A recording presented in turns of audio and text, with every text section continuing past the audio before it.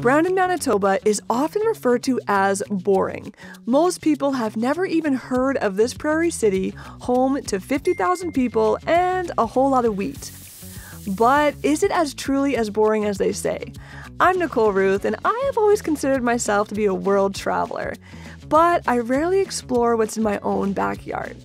So I decided to break away from my routine and investigate if I can find the same sorts of thrills here in Brandon as I do when traveling.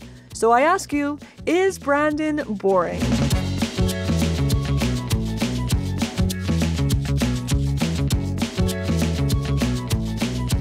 Okay, so there are 3 things that I look for when traveling.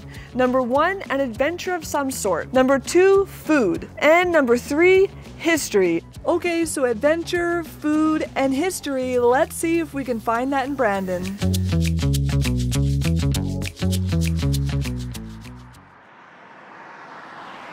I drive over the Assiniboine River every single day, but I rarely go near it and, well, have definitely never gone on it. The Assiniboine is 1,070 kilometers long and was well traveled by the First Nations, fur traders, and before the railway got popular, a couple of stern wheelers. Today, I am going to canoe this historic river for the first time. I'm meeting Pauline, who runs a paddle adventure business, and she's going to teach me all about river paddling.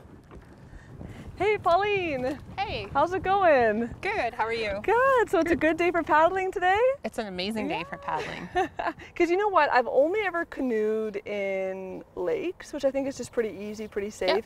But rivers, is there something more I need to know about paddling in the river? Well, this river, it's pretty calm, as you can see, but Right. rivers have current, and there's different hazards you have to look for, and the principles are the same. As you get into moving water, there's just different techniques and different skills that you learn. Take me through a bit about the canoes. Okay, so You can give us a little tour here of the canoe. I will give you a tour. These are 16-foot prospector shaped hull, which means they have no keel on the bottom, and they are So what do you mean by a keel? a keel. Sometimes you'll see along the bottom there will be a ridge. Okay. These are made so that you can be in rivers or lakes, and you can maneuver around things.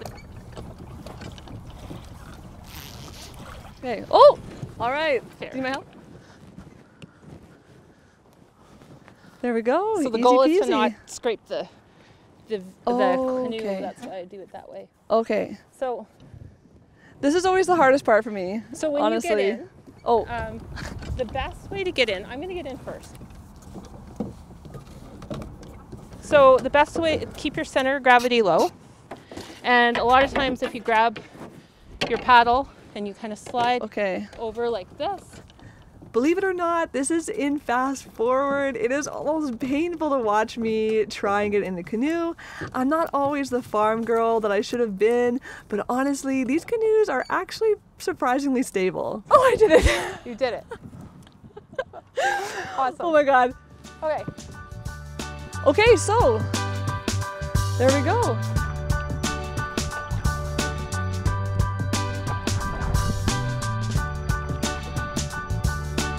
This side, and let's see what happens. What do you see happening? We're turning. Yeah.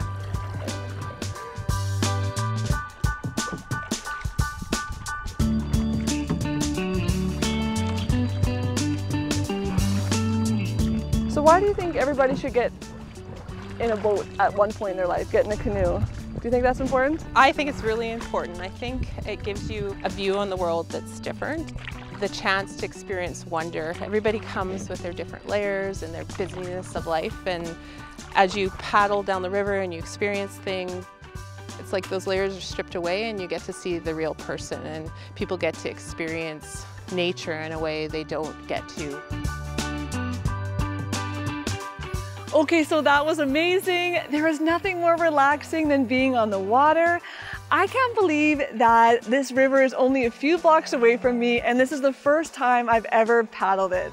So it was definitely a relaxing adventure, but very cool to see Brandon from the water, from that angle. Okay, so the adventure is complete. It's getting to be about lunchtime. I'm hungry. Let's go find something to eat. When traveling, I love to look for those trendy places to eat, the ones where all the locals flock to. Chez Angela is a place that everyone talks about, but I have never gone myself.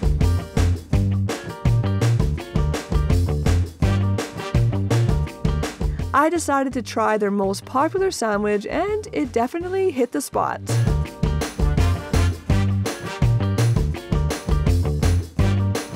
Okay, so this is it. It is historical site time. So when thinking about an historical site in Brandon, I immediately thought of the World Wars. The World War affected every aspect of Canadian life. I've heard that Brandon has a very special connection to World War II. Let's go see what it's all about.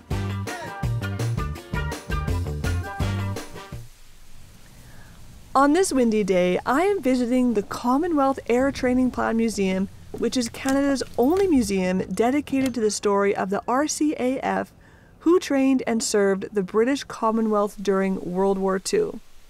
I heard they have a working World War II aircraft, the Tiger Moth. Pilot Robert is going to show me the plane, and hopefully if the weather is good, he may even take me up for a flight. Okay, so Robert, like looking at this plane, I feel like it looks a little very simplistic. Can you take me through what the levers are, what the gauges are quickly? Sure. Well, this airplane is as simple as flying gets, really. I mean, it's built in 1942. It's a simple airplane. This airplane was designed to just teach the very basics of flying. So, I mean, the plan, we're trying to train fighter pilots. We're not worried about fighting right now. We're just worried about purely the basics of flying. So you only have the most basic instrumentation in the aircraft here.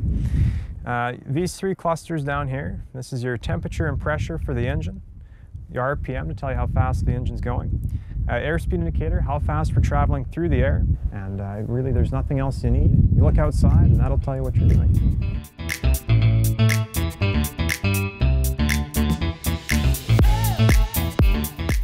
Well, there's something charming about a biplane. You know, if you're out flying, you have the two big yellow wings out there. There's just something charming and beautiful about it. Two ailerons on each wing. So as we're flying the airplane, left and right, if we want to roll the airplane, we're rolling the airplane left and right just like this. And so that's how we're controlling it. Just feeling the material here, it feels a little soft. What is this made out of? Well, the aircraft is primarily made of wooden fabric.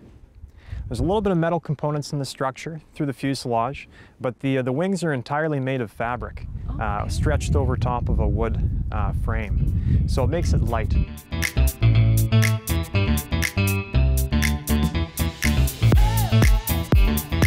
Okay, so you know what? The time has come. I'm thinking, is the weather okay for us to fly, Robert? Take a look. It's a beautiful day. How's the wind? Oh, we're doing good. Awesome. So can we take a flight? Absolutely. All right, let's get to it.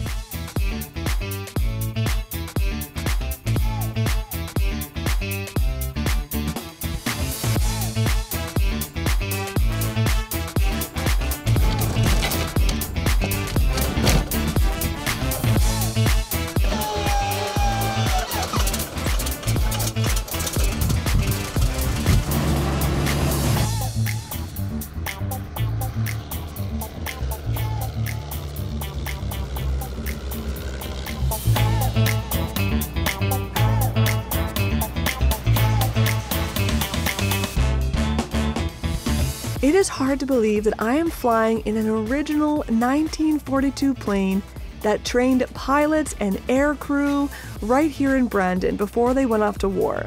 I am honored to sit in their seat. It seems very fragile and very simple, but the flight was so smooth. I was a little nervous at first, I'll be honest, but as soon as we got going, I felt really safe. It is truly a once-in-a-lifetime experience. It is interesting to think that if I had this opportunity to fly in this type of plane when traveling in England, I would have done it instantly. But because this experience is in my own backyard, well, I haven't done it until now. I sat back, enjoyed the sights, and imagined what it might be like for those young 18-year-olds to be learning to fly back in 1942.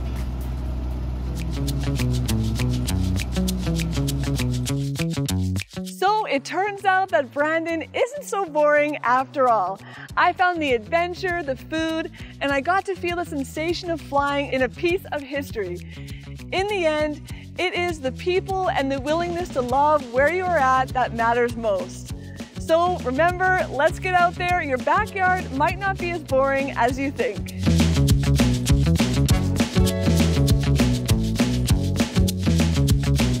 I have your names and all your sheets.